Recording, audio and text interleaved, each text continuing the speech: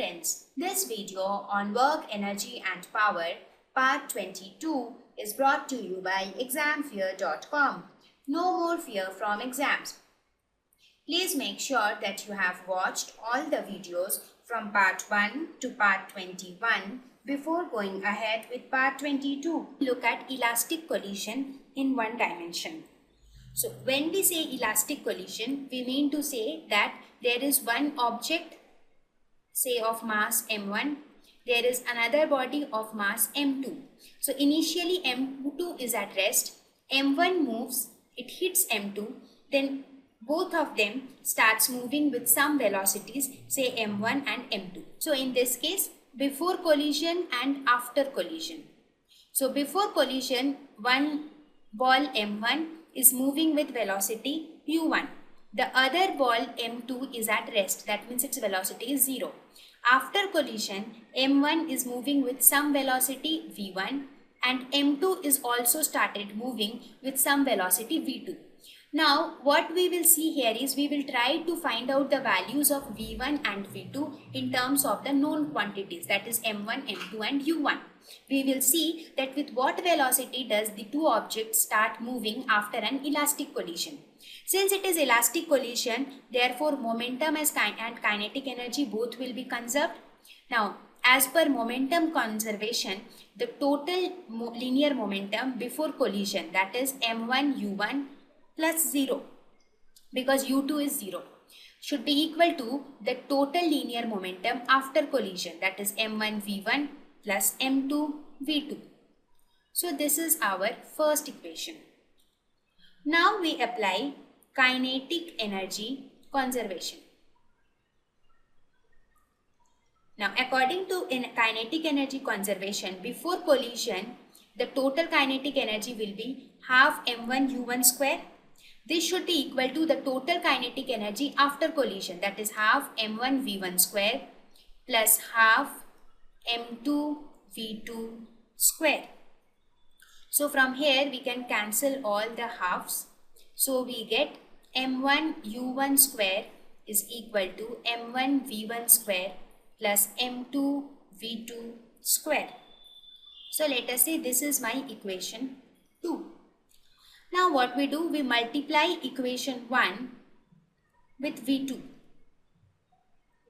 So multiplying equation 1 with v2, we will get m1 u1 v2 is equal to m1 v1 v2 plus m2 v2 square.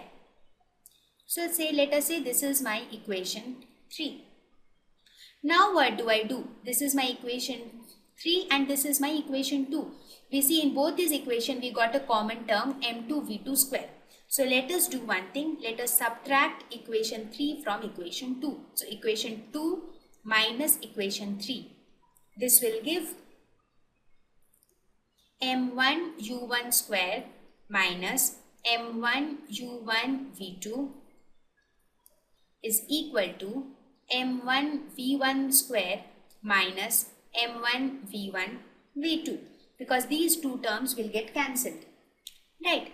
So now here we can write m1 u1 into u1 minus v2 is equal to m1 v1 v1 minus v2. So m1 will get cancelled on both sides. So we can write u1 square minus v1 square is equal to u1 v2 minus v1 v2. Or we can write u1 square minus v1 square is equal to v2 u1 minus v1. Now we can write it as a square minus b square is a plus b into a minus b. So u1 plus v1 into u1 minus v1. This is equal to v2 u1 minus v1. Now we can cancel u1 minus v1 with u1 minus v1. So this becomes v2 is equal to u1 plus v1, that is equation number 4.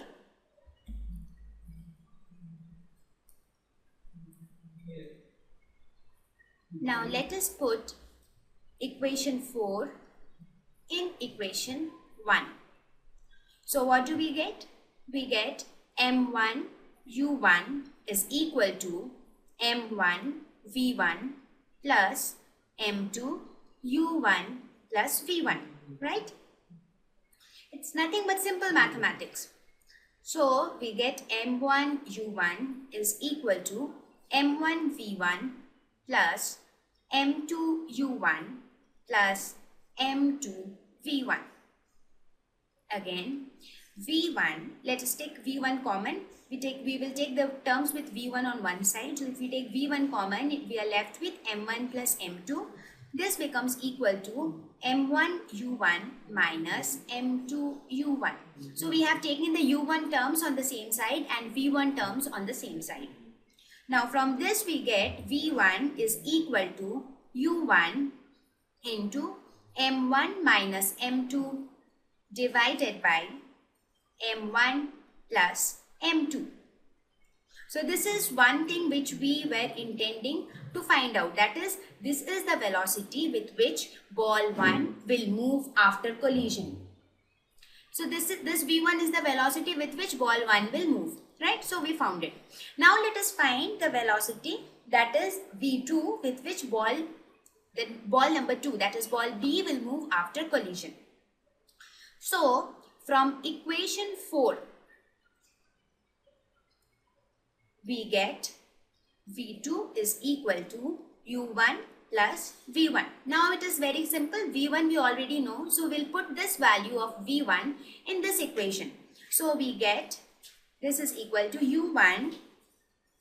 We'll take u1 common. So this will be 1 plus m1 minus m2 divided by m1 plus m2. So this will become m1 plus m2 plus m1 minus m2 divided by m1 plus m2. So this m2 and m2 will get cancelled.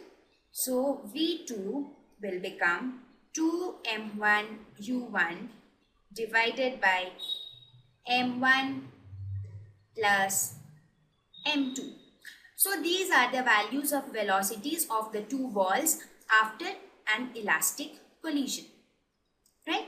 So if you see very carefully, we did nothing. We just applied conservation of momentum and conservation of kinetic energy and did simple mathematics to solve the equation.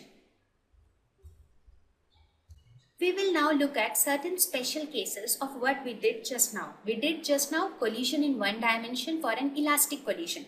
So we will look at the special cases. The first case is when m1 is equal to m2. When m1 is equal to m2, then what will be the value of v1 and v2? That is, with what velocity then the objects will move. From the previous expression, we found that v1 is equal to u1 m1 minus m2 divided by m1 plus m2. Now if m1 is equal to m2, this will become 0. So v1 will be 0. And what about v2? v2 was equal to 2m1 u1 divided by m1 plus m2. So this will become 2m1 u1 divided by 2m1, right? Because m1 and m2 are equal. So this will become u1. That means in this case what will happen? If both the masses are equal, in that case it would be something like this. These both are having the same mass. Now initially m2 is at rest, m1 is moving. After collision, m1 will come to rest and m2 will start moving with the velocity of u1. That means after collision v1 is equal to 0, means after collision this came to rest, and after collision v2 became equal to u1. That means it started moving with the velocity with which this came before collision. Fine. Now let us look at the case 2 where m2 is very greater than m1. That means the second mass is very greater. In that case, what would be the value of v1?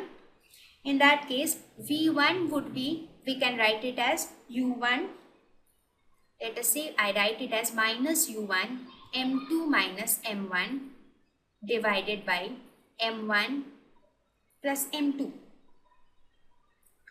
Now, if m2 is very greater than m1, then m2 minus m1 will be equal to m2. Similarly, m2 plus m1 will also be equal to m2. Why? If suppose you have a very large number, say 1 0 0 0 0 0 0 0.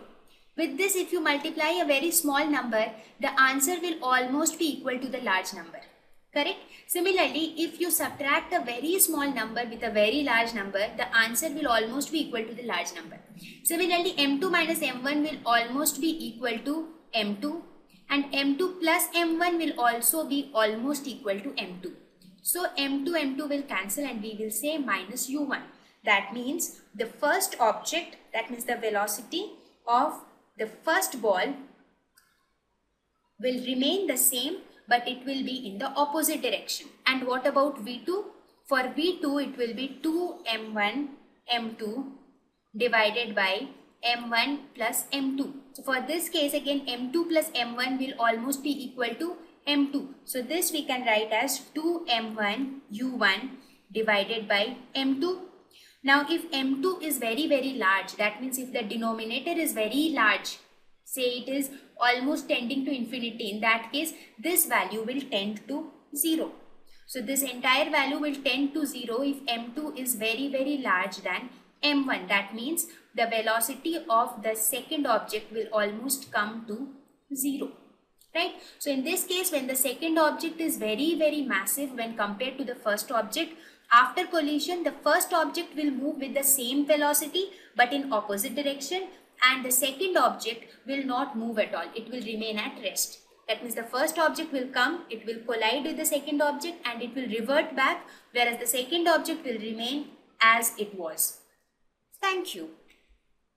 Visit examfear.com to watch free educational videos, try free online tests, get the best quality study materials, study from the best tutors and mentors, and much more. Thanks once again.